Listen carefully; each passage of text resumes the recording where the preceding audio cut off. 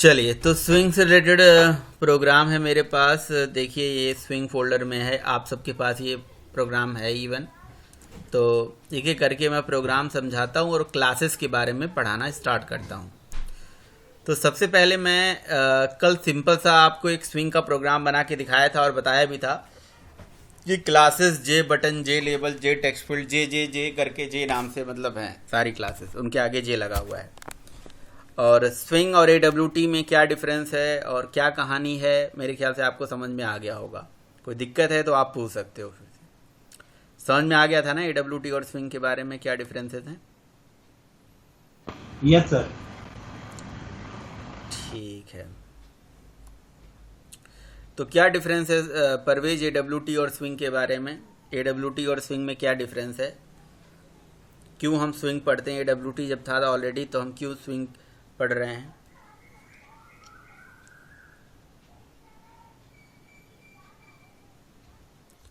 परवेज काफी चीज सर, काफी चीज सर एडवांस है सर, उससे एडब्ल्यूटी से काफी चीज स्विंग में दिया कुछ गया है। एक्स्ट्रा क्लासेस हैं, एक्स्ट्रा क्लासेस, एक्स्ट्रा मेथड्स। ठीक है, ठीक है, ये बात समझ में आ गई। और मेजर डिफरेंस और क्या है?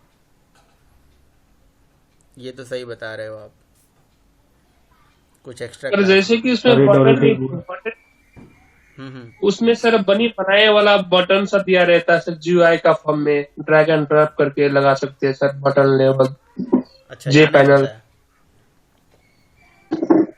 यहाँ नहीं होता है? तो वहां तो नहीं होता जैसे लगता है मेरे को, तो वहां तो जीयूआई का फॉर्म में दिया रहता है ना। कल वाली क्लास नेट भी किया नहीं था क्या जो मैंने पढ़ाया था? नहीं सर, मैं बीच में छोड़ दिया था। तो रिकॉर्डिंग तो रहा होगा, रिकॉर्डेड सेशन सुन लिए होते। हाँ सर, मैं वो पिछला वाला कर रहे थे वो सर, अपलोडिंग डाउनलोडिंग सर, उसमें तो काफी कंफ्यूजन हो गया था मेरे को। चलो, अपलोडिंग और डाउनलोडिंग का देख रहे थे। तो कल मैंने बताया था, क्या बताया था, क्या डिफरेंस है कुलदीप?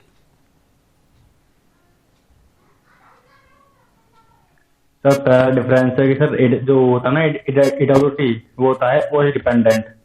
जो स्विंग होता है वो होता है इंडिपेंडेंट। अच्छा, और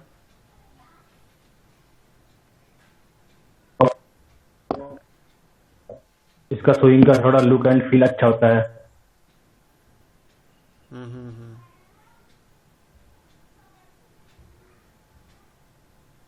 और सर इसमें थोड़ा एडवांस भी है थोड़ा ये।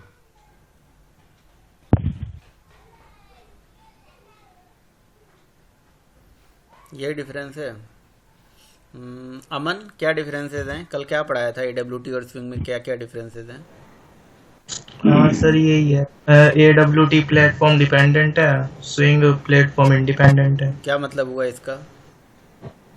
सर जो जैसे हम कोई स्विंग इसका AWT का प्रोग्राम बना रहे हैं, तो अगर उसे किसी भी जैसे लिनक्स पे रन करते हैं तो वो लिनक्स का लुक एंड फील देगा।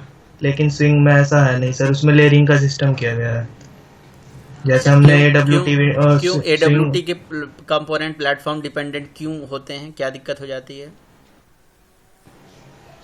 सर वो शायद विंडो के कंपोनेंट ही यूज करते हैं। जैसे विंडो के जो भी कंपोनेंट है वो उन्हीं को यूज करते हैं। अच्छा, और जो स्विंग स्विंग के अंदर उनके, ऐसा नहीं है? हाँ सर, स्विंग के अंदर ऐसा नहीं है, उन्होंने इसके अलग ही बना दी है क्लासेस सारी। कोई कुछ बता रहा था क्या, उनका कोई और? लेयरिंग का सिस्टम करा गया है सर उसमें। हम्म। और सर ये हैवी वेट होता है AWT, और स्विंग लाइट वेट होता है। क्यों? नहीं पता है सर, शायद सर वो उससे हार्डवेयर से डायरेक्ट डील करता होगा, ऑपरेटिंग सिस्टम से। और इसकी लेयरिंग है, और ये इसलिए शायद।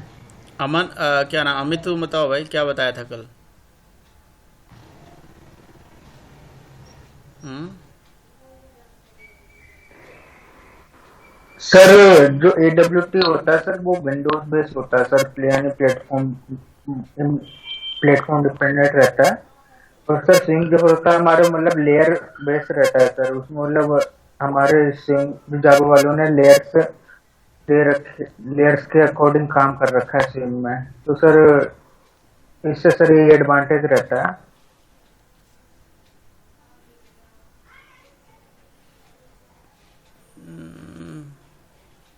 नहीं समझ में आ रहा है। निशांत तुम बताओ भाई, क्या क्या ये लोग बता रहे हैं, मुझे समझ में नहीं आ रहा है ये लोग क्या बता रहे हैं मुझे। हम्म। हाँ सर, हेलो। हाँ जी, हाँ जी। सर जैसे AWT है वो MVC फॉलो नहीं करता है, बट स्विंग MVC ये फॉलो करता है। हम्म। एंड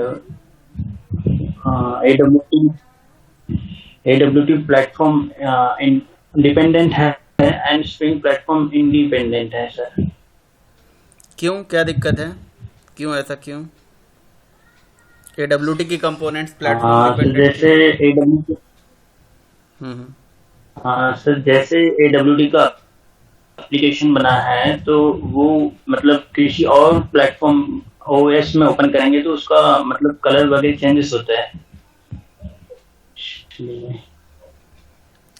अरे सिंपल सा मतलब है, ये बोलना चाहिए कि सर AWT के कंपोनेंट प्लेटफॉर्म डिपेंडेंट इसलिए होते हैं क्योंकि AWT के जो क्रिएटर्स थे, जावा के क्रिएटर थे जिन्होंने AWT बनाया, उन्होंने जो AWT के कंपोनेंट्स को बनाने के लिए लॉजिक जो है उन्होंने खुद नहीं लिखा है ना। जैसे बटन है, लेबल है, टेक्स्ट फील्ड है, चेकबॉक्स है, इनका जो लुक एंड फील है वो अंडरलाइंग OS से कॉल कर लेते हैं डायनेमिकली। ठीक है, उसके लिए उन्होंने टूल किट नाम की एक एब्स्ट्रैक्ट क्लास बनाई थी और उस पर्टिकुलर एब्स्ट्रैक्ट क्लास से उसका जो लॉजिक है वो कॉल करा दिया था। अब जब AWT में एक आप बटन बनाते हो तो वो बटन डायरेक्टली OS के बटन से रिलेट हो जाता है, जिस OS पे एप्लीकेशन चलती है। विंडोज़ पे चलिए विंडोज, मैक पे चलिए मैक, या लिनक्स पे चलेगी तो लिनक्स पे। तो डायनेमिकली जैसे ही आप बटन क्लास बनाओगे तो वो बटन क्लास कंपोनेंट कंटेनर से होते हुए टूलकिट क्लास के पास जाएगी और टूलकिट क्लास जो है ना, वो हमारे अंडरलाइंग OS से जाके उसका लुक एंड फील कॉल कर लेगा, जिससे उसका जो कह सकते हो कि डिपेंडेंसी है उस OS पे हो जाती है। इसलिए वो प्लेटफॉर्म डिपेंडेंट होते हैं। और ये एक लंबा लॉजिक है जो कहीं ना कहीं मतलब प्रोग्राम में चलता है। ठीक है, तो इसी वजह से हम उनके कंपोनेंट्स को हैवी वेट भी बोल देते हैं, क्योंकि उनके बैकग्राउंड में बहुत सारे लॉजिक चल रहे हैं जिससे वो हैवी हो जाते हैं, उनका कोड हैवी हो जाता है। ठीक है, और स्विंग के अंदर जावा वालों ने क्या किया, स्विंग के अंदर स्विंग जब उन्होंने बनाया तो उन्होंने क्या कर दिया, उसका फाउंडेशन जावा में ही कर दिया। वनी वो सारी चीज़ें, वो button, level, text field, checkbox, जो भी चीज़ें हैं उनका जो लुक एंड फील है वो अंडरलाइंग OS से कॉल नहीं कराया, उसका पूरा लॉजिक जो है जावा में लिख दिया, है ना। और उसको एक नाम दे दिया JFC, जावा फाउंडेशन क्लासेस। ठीक है, और नए क्लासेस बना दिए, उनके आगे जे वर्ड लगा दिया हर क्लासेस के आगे, जैसे जे बटन, जे लेबल, जे टेक्स्ट फील्ड, जे चेकबॉक्स, है ना, इस तरह से। ठीक है, तो इसी वजह से हम बोलते हैं कि भाई स्विंग जो है वो प्लेटफॉर्म इंडिपेंडेंट होता है। क्योंकि प्लेटफॉर्म इंडिपेंडेंट इस वजह से क्योंकि इसका जो लुक एंड फील OS से नहीं कॉल कराया जाता है। जैसे ये जे बटन, जे टेक्स्ट फील्ड, जे लेबल, ये सारा चीज़ जो है ये मतलब अंडरलाइंग OS से इनका लॉजिक नहीं कॉल करा जा रहा है। ये कहीं ना कहीं इनके ऊपर कुछ ऐसा कर दिया गया है कि भाई इनका फाउंडेशन जावा में कर दिया गया, इनकी क्लासेस जावा में बना दी गई, इनके बिजनेस लॉजिक, UI डिजाइनिंग के लिए, लुक एंड फील के लिए सारा लॉजिक जावा में लिख दिया गया है। तो इस वजह से वो कह सकते हो प्लेटफॉर्म इंडिपेंडेंट हो जाते हैं। और उसका लॉजिक बहुत बड़ा है नहीं, छोटा सा है, तो इसलिए वो लाइट वेटेड है, इसीलिए वो लाइट वेट बोलते हैं। अब एक चीज़ आप सिंपल सा मतलब सोचो, आप AWT में आपने एक बटन बनाया, AWT का एक बटन आपकी ऑपरेटिंग सिस्टम के एक बटन से, जो ऑपरेटिंग सिस्टम है यानी कि विंडोज़, लिनक्स, मैक, जो भी ऑपरेटिंग सिस्टम आप यूज कर रहे हो, उसका एक बटन OS के एक बटन से रिलेट है, एक लेबल एक दूसरे लेबल से रिलेट है। तो इसी वजह से इसको हम पीयर टू पीयर भी बोलते हैं, समझ रहे हो इस आर्किटेक्चर को। यानी कि AWT का एक बटन OS के एक बटन से इन्फ्लुएंस्ड है, उसका सारा लॉजिक, उसका सारा लुक एंड फील का कंसेप्ट सब OS से लिया गया है।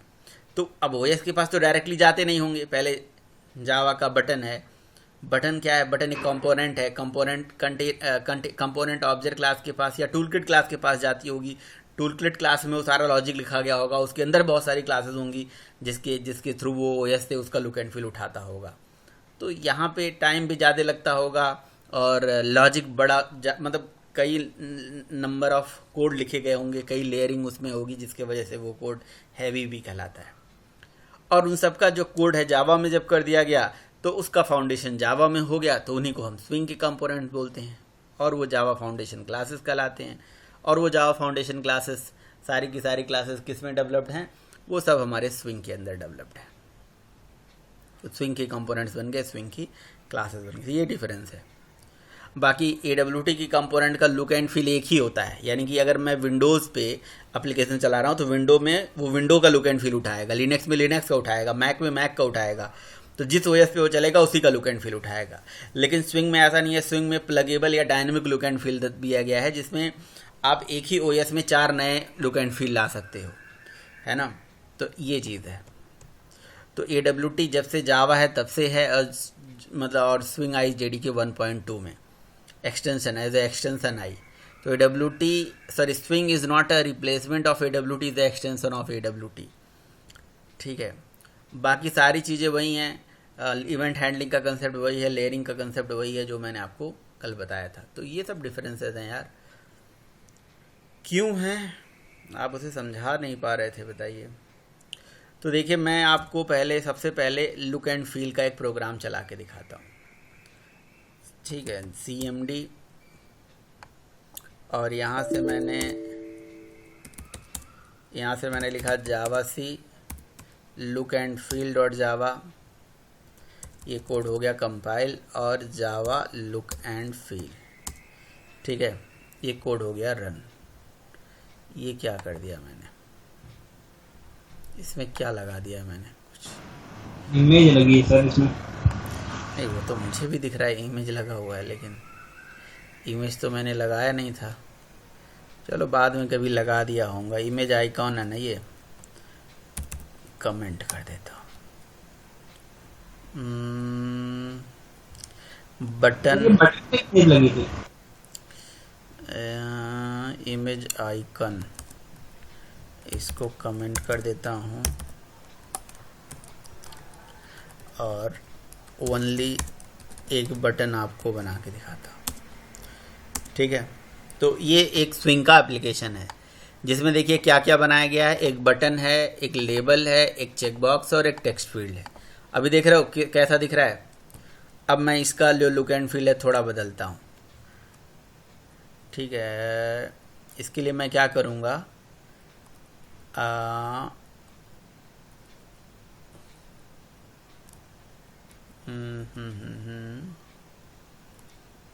ये देखिए, एक हमारे पास मेथड होता है जिसका नाम होता है,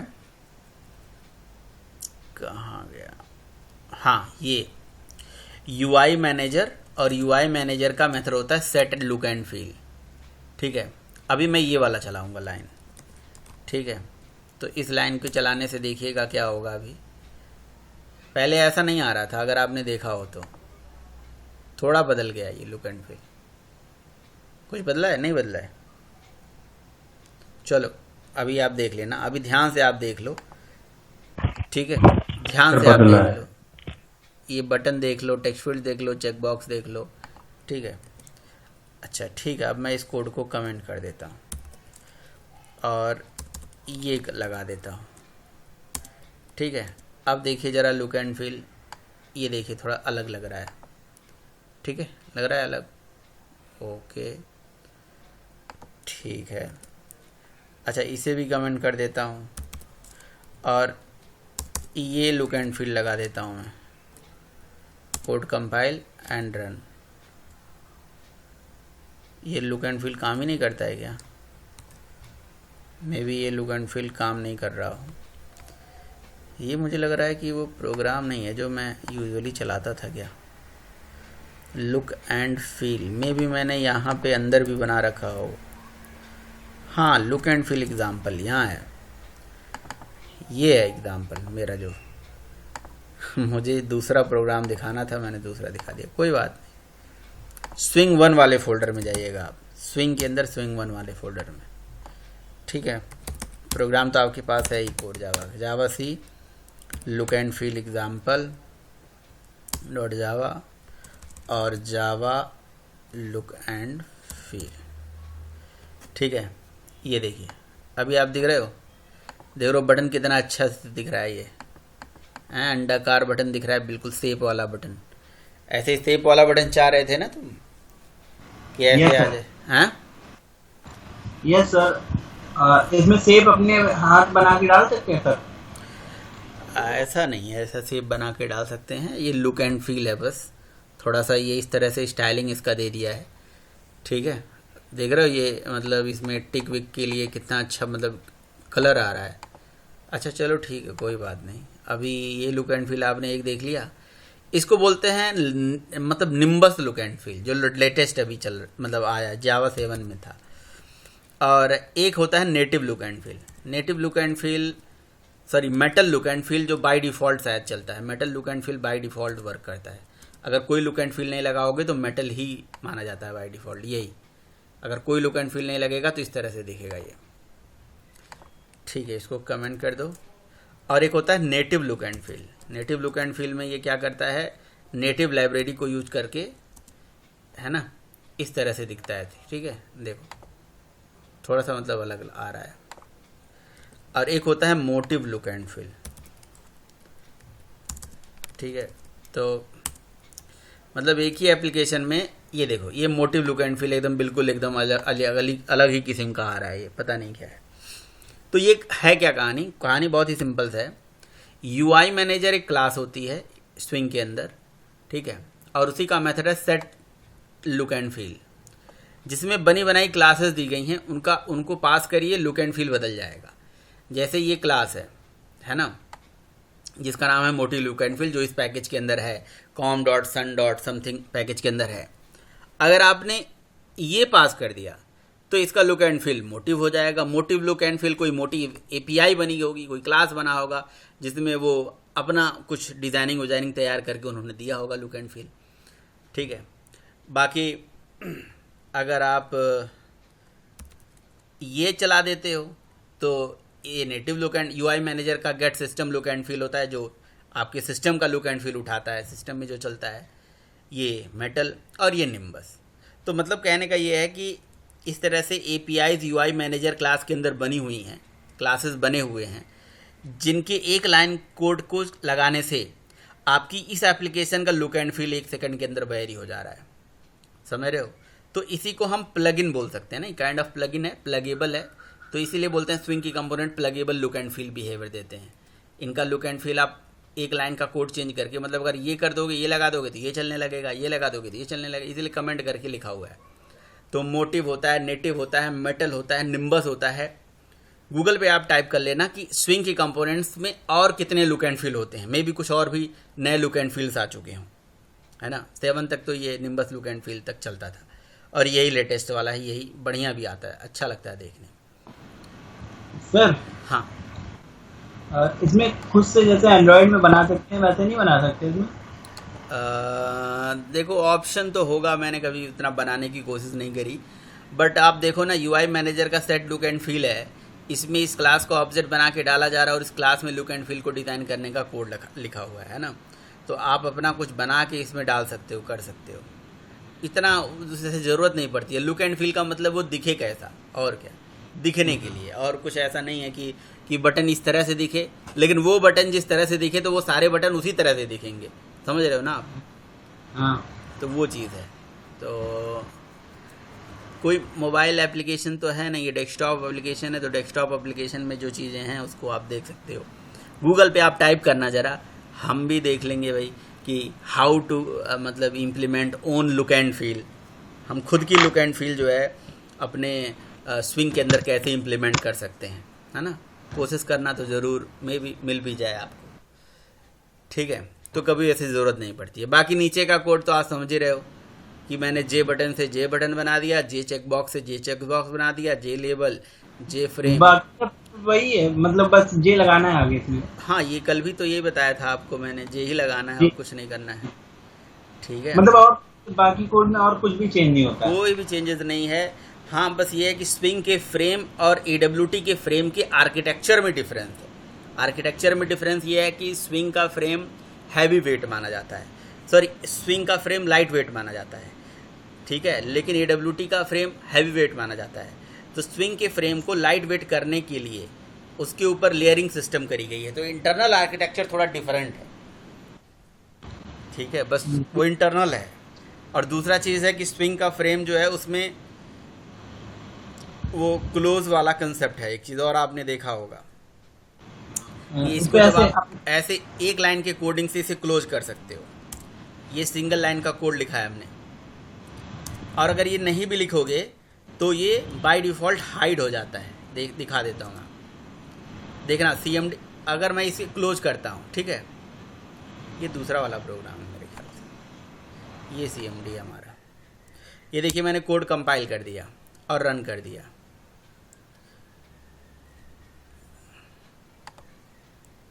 कौन सा चलाया, कहाँ चला गया, look and feel example, Java C look and feel example, सही कोड था वो, मेरे ख्याल से मैंने लुक एंड फील को देख के उसे बंद कर दिया। अच्छा आप देखिए, आप ये देखिए, अगर मैं इसको कमेंट इसे मैं क्लोज करता हूँ तो ये हुआ क्या पता है, this is not closed, this frame is exit on hide, वो एग्जिट हो गई है, हाइड हो चुकी है, आपको दिख नहीं रही है, क्योंकि अगर आप CMD पे देखो तो ये कर्सर ब्लिंक कर रहा है, यानी कि प्रोसेस मेमोरी में चल रही है। ये यहाँ से भी हट जाती है, नीचे से हट जाती है, नीचे से यहाँ CMD के बगल में ऐसे वाले में, AWT वाले में प्रोग्राम खुला रहता है, यहाँ दिखता रहता है अगर हाइड कर दो तो। अच्छा वो नीचे, हाँ यहाँ से भी हट जाती है वो मेमोरी में, लेकिन उसका प्रोसेस किल नहीं होता है, बस प्रोसेस चलता रहता है। तो कंट्रोल C करोगे, देखो कंट्रोल C करोगे तो वो प्रोसेस बंद हो जाएगा, ठीक है। तो इसीलिए हम क्या करते हैं, इसीलिए अगर हमें क्लोज कराना है तो हम ये लाइन का कोड लिख देंगे ना, जिससे एग्जिट ऑन क्लोज वाला, कहाँ गया वो यार, ये कहाँ में आ गया, swing look and feel example यही था। तो यहाँ पे वो कोड मैंने हटा ही दिया क्या, मे भी मैंने वो कोड हटा ही दिया था यहाँ से, कोई बात नहीं, वो कोड फिर से लिखा जा सकता है। आप यहाँ पे लिख दीजिए फ्रेम क्लास का मेथड है सेट डिफॉल्ट क्लोज ऑपरेशन, और उसके अंदर एक स्टैटिक कांस्टेंट जाता है जे फ्रेम, और J frame dot EXIT exit underscore on underscore close, ठीक है। इस लाइन का कोड लिखने से अब आपका जो फ्रेम है अब ये क्लोज हो गया, देखो नेक्स्ट लाइन में आ गया ये, ठीक है, ये नेक्स्ट लाइन में आ गया। तो बस ये फीचर एक एक्स्ट्रा आ गया, इसके लिए आपको कोई इवेंट हैंडलिंग नहीं करनी है, ठीक है। ठीक है सर। बाकी आप डिफ़ॉल्ट लेआउट यूज कर रहे हो, फ्रेम पे इस तरह से कंपोनेंट ऐड कर लीजिए, आप अपना लुक एंड फील चला लीजिए, जो आपको बाकी सारा कोड करना है वो आप कर सकते हो, ठीक है। अच्छा अभी आप ये देख पा रहे हो कि हम स्विंग के कंपोनेंट्स को डायरेक्टली फ्रेम पे ऐड कर पाते हैं, पहले नहीं कर पाते थे। मैंने आपसे बताया ना जावा 5 से ऐसा आ गया है, तो पहले कैसे कर पाते थे वो सब मैं आपको बाद में बताऊंगा। तो ये इस पर्टिकुलर प्रोग्राम में आपको लुक एंड फील के बारे में समझाया गया है, और कुछ बेसिक कंपोनेंट्स जैसे बटन, चेक बॉक्स, लेबल कैसे बनाना है, साथ में क्लोज ऑपरेशन कैसे देना है, ये बताया गया। बाकी आपको इवेंट अगर इसमें करना है तो कंसेप्ट वही होगा, आप इम्प्लीमेंट करो, लिसनर बनाओ, कॉल बैक मेथड ओवरराइड करो, सारा लॉजिक लिखो, ठीक है। सारा चीज़ बिल्कुल वही है, बाकी सारा चीज़ वही है, एकदम कुछ नया नहीं है। कोई क्वेश्चन है इस पर्टिकुलर प्रोग्राम से रिलेटेड? No sir. ठीक है, मतलब जब क्वेश्चन ना पूछने का मतलब ऐसा नहीं कि पूछेंगे ही नहीं, आपको मैं कुछ पढ़ा रहा हूँ, कुछ समझा रहा हूँ, नहीं समझ में आ रहा तो 2 बार 3 बार आप पूछ सकते हो कि सर ये क्लास क्या करती है, मेथड क्या करती है, क्योंकि आपको यही पढ़ना है कि इस मेथड का ये काम है, इस क्लास का ये काम है, क्योंकि जावा में क्लास और मेथड ही तो हैं। ठीक है, आगे मैं अब आपको वही चीज़ दिखा देता हूँ जो आपने अभी देखा था। एक इमेज बटन कैसे बनाते हैं वो मैं आपको बता देता हूँ। इमेज बटन कैसे बनाते हैं, अगर आपको स्विंग के अंदर इमेज बटन बनाना है तो कैसे बनाओगे? कुछ इस तरह से इमेज बटन, ये बटन है, उसके ऊपर इमेज लगाना है। ठीक है, जैसे मैं देखो यहाँ चेंज पे क्लिक कर रहा हूँ तो इमेज चेंज हो रहा है ना। तो एक बटन ये भी है, एक बटन ये भी है, लेकिन इस बटन पे इमेज लगा है। तो इसके लिए क्लास होती है जिसका नाम है इमेज आइकन। देखो मैं आपको आगे स्विंग में जो भी पढ़ाने वाला हूँ, मैं बने बनाए सारा कोड रखा हूँ और वो सब मैं एक एक करके आपको दिखाऊंगा और समझाऊंगा। इससे हमारा बहुत टाइम बच जाएगा और आपको सारा चीज़ समझ में भी आ जाएगा। कोड आपके पास है भी, नहीं तो स्विंग के एक एक कंपोनेंट्स का प्रोग्राम बनाओ, टाइम वेस्ट होगा हमारा। तो देखिए हमारे पास इमेज बटन करके क्लास बनी हुई है। ठीक है, इमेज बटन ये प्रोग्राम हमारा बना हुआ है। तो आपने कहा सर इमेज बटन बनता कैसे है? आप मेरे से पूछ रहे थे ना कि जैसे सर अगर मैं ये भी काम करना चाहूँ तो कैसे कर सकता हूँ। जैसे फॉर एग्जांपल ये जो स्विंग के ऊपर यहाँ पे ये आता है ना, ये आइकन, ये आइकन आता है, जी सर। ये जावा का आइकन आता है। ये इमेज आइकन से भी हो सकता है, कोशिश करोगे तो। और शायद ऐसी कोई क्लास होती है जिससे ये आइकन चेंज भी हो जाता है ऊपर वाला, ये भी कर सकते हो आप। तो इमेज आइकन एक बनी बनाई क्लास है जो कहती है कि भाई मुझे अपने सिस्टम से जो भी इमेज उठाना है वो मुझे दे दो। तो मैंने इमेज उठा लिया, बताइए 2 इमेज उठा लिया। एक इमेज आइकन एक इमेज को उठा सकता है, 2 इमेज आइकन 2 इमेज को उठा लिया मैंने। ये images 1.jpg images 2.jpg मेरे सिस्टम में पड़ा हुआ है। ये देखिए images 1, ये सर करेंट डायरेक्टरी से उठा रहा है। हाँ आप दूसरे डायरेक्टरी से भी उठा सकते हो, पाथ दे दीजिए बस। ठीक है, अब इसके बाद हमारे पास जो जे बटन नाम की क्लास है, उस जे बटन क्लास में एक ऐसा कंस्ट्रक्टर है जो इमेज आइकन का पैरामीटर रिसीव करता है। बस बात खत्म। तो हमने क्या करा, इमेज आइकन का ऑब्जेक्ट उठा के उस जे बटन में डाल दिया, बस जे बटन पे इमेज आइकन दिखने लगेगा। अब आप ये चेक करो कि इमेज आइकन का ऑब्जेक्ट कहाँ कहाँ पास हो सकता है। जहाँ जहाँ पास हो सकता है वहाँ इमेज आप लगा सकते हो, कोई दिक्कत वाली बात नहीं है। बाकी और क्या मैं बताऊँ, बाकी तो आप सब जानते ही हो। ये 2 लाइन का कोड था कि इमेज आइकन का ऑब्जेक्ट बनाया, ऑब्जेक्ट को उठा के मैंने बटन पे लगा दिया। बाकी इस पे इवेंट लगाया गया है वही। और इमेज एक ही बटन है लेकिन उस पर कभी ये इमेज सेट हो रहा है, कभी ये इमेज सेट हो रहा है। कैसे, मैंने कोड लिख रखा है, एक चेक वेरिएबल बना रखा है कि चेक करो कि अगर फॉल्स है तो इमेज आइकन का मेथड सेट आइकन, तो उसमें ये आइकन सेट कर दिया जा रहा है, नहीं तो ये आइकन सेट हो जा रहा है। ये इसका छोटा सा कोड है, इसको आप चला के देख लीजिएगा। नहीं समझ में आएगा तो मेरे से पूछिए कि क्या है। कोड बताऊँ, नहीं समझ में आ रहा आपको, ये कोड समझाऊँ? ये जो लिखा है if check equal to false, तो ऐसे हो जाए या सही है? नहीं है सर, समझ में आ रहा है। अगर वाली इमेज लगी होगी तो वो चेंज हो जाएगी, ट्रू हो जाएगी, और वो होगी तो वो चेंज हो जाएगी, ट्रू हो जाएगी, फॉल्स हो। तो ये तो सिंपल इमेज आइकन लगाना हो गया। अब आप लोग बताओ, दीपक ही अकेले पढ़ रहे हैं क्या, कोई और नहीं बोल रहा है? सबको समझ में आ रहा है?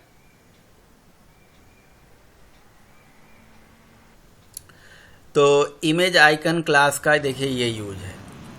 ठीक है, आगे मैं आपको थोड़ा सा एक कदम आगे ले जाता हूँ और बहुत ही अच्छा एक प्रोग्राम समझाता हूँ। जावासी मेन्यू डेमो, मेन्यू बनाना आपको सिखाता हूँ।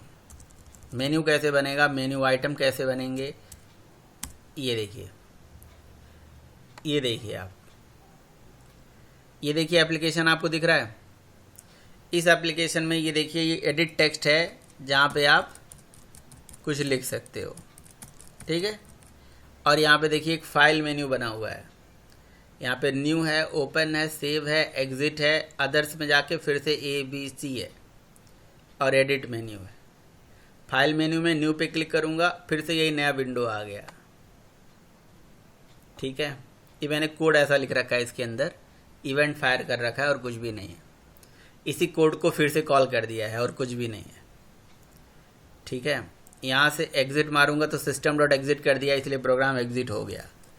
तो आप जान नहीं चाहोगे कि सर ये कैसे बनता है, मेन्यू वगैरह कैसे बनता है और क्या तरीका होता है। ठीक है, तो बताता हूँ मैं आपको। देखिए क्या कहानी होती है कि 3-4 चीज़ें होती हैं, 3 चीज़ें होती हैं। अब जैसे ये नोटपैड ही है, नोटपैड आपके सामने दिख रहा है, ये जो इस नोटपैड की बात कर रहा हूँ, प्रोग्राम की बात नहीं कर रहा हूँ। तो इसको हम मेन्यू बोलते हैं, है ना। यानी कि अगर आप AWT के थ्रू खुद का नोटपैड बनाना चाहो, ऐसे ही एडिटर बनाना चाहो तो बना सकते हो। नहीं, लेकिन बहुत ऑप्शन है इसमें। देखो मेन्यू के अंदर फर्दर वो फंक्शनलिटी भी इम्प्लीमेंट करना पड़ेगा आपको, कि सेव करें तो सेव हो जाए, एग्जिट करें तो एग्जिट हो जाए, है ना। फॉर्मेट में कलर पे क्लिक करें तो कलर आ जाए, है ना। और फिर यहाँ व्यू पे क्लिक करें तो कुछ और, मतलब अलग अलग एक्शंस जो भी आप करना चाहो तो यहाँ पे हो जाए। तो ये बहुत सारा काम है, अगर करना चाहो तो खुद का नोटपैड बना सकते हो। अच्छा चलो ठीक है, वो तो बाद की बात है। अभी मुझे बताओ कि ये फाइल है, एडिट है, इनको हम क्या बोलते हैं? इनको क्या बोलते हैं? Menu item sir. इनको मेन्यू आइटम बोलते हैं। तो फिर इसके अंदर जो है ये क्या कहलाते हैं? Menu bar sir. Menu bar कहते हैं। अरे यार मेन्यू आइटम ये होते हैं, ये है मेन्यू हाँ। आइटम्स। हाँ तो ये क्या है? फाइल है, और ये क्या है? ये फाइल एडिट। ये मेन्यू बार के अंदर ही तो ये इसको क्या बोलते हैं, याद नहीं आ रहा था। अरे भाई ये मेन्यू है, फाइल हाँ, menu, edit menu, format menu, view, ये मेन्यू है। सर हैं? Item list. आइटम तो ये होता है, ये सब आइटम होते हैं। हाँ तो वही तो बोल रहा, क्या पूछ रहे? मैं ये पूछ रहा था ये फाइल, ये क्या है? एडिट क्या है? ये फाइल एडिट ये क्या सर है? Task menu. ये मेन्यू है, ओनली मेन्यू है, ठीक है ना। और ये मेन्यू जिस पे ऐड है उसको हम मेन्यू बार बोलते हैं। तो सबसे पहले मेन्यू बार बनता है, उसके ऊपर मेन्यूज बनते हैं, फिर उसके अंदर मेन्यू आइटम बनते हैं। सबसे पहले मेन्यू बार बनता है, उसके ऊपर मेन्यूज ऐड होते हैं। मेन्यू बार के ऊपर ये फाइल और एडिट और फॉर्मेट मेन्यू है, और उसके अंदर ये मेन्यूज आइटम है, ठीक है। ये मेन्यू आइटम। तो ये काम के लिए हमारे पास बनी बनाई क्लासेस हैं। स्विंग की कौन कौन सी क्लासेस हैं जो ये काम करने वाली हैं? देखिए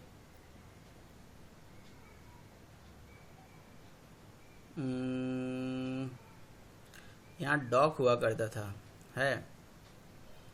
तो देखिए जावाक्स पैकेज के अंदर स्विंग क्लास मिलेगा आपको, स्विंग पैकेज मिलेगा, सॉरी। और स्विंग पैकेज का आप निकालिए डॉक्यूमेंटेशन, जावा पी और जावा डॉक, जावा पी, हो मैं क्या निकल रहा हूँ, जावा पी क्यों लिख रहा हूँ, जावा डॉक, और लिख देता हूँ स्टार डॉट जावा। डॉक्यूमेंटेशन निकल जाएगा, और इसमें से इंडेक्स HTML फाइल को मैं ओपन कर देता हूँ। तो इंडेक्स HTML फाइल को ओपन करने का कमांड लिख दिया है।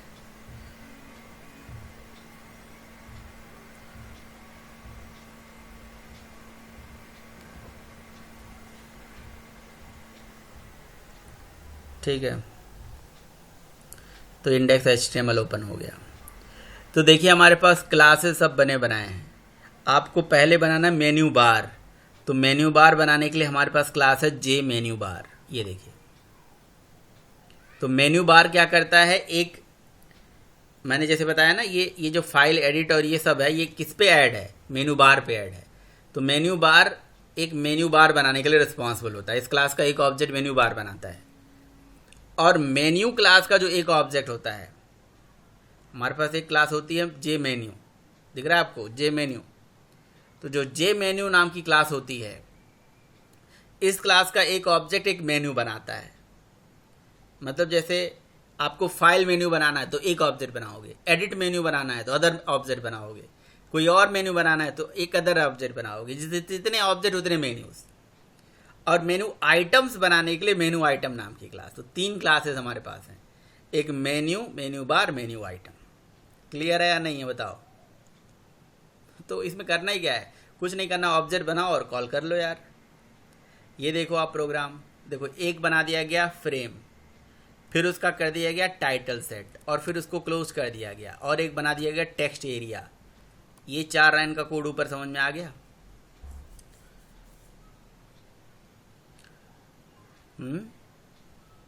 ये इतना कोड समझ में आ गया। Yes sir. हाँ सर। इसके बाद हमने बनाया मेन्यू बार, मेन्यू बार का ऑब्जेक्ट। ओह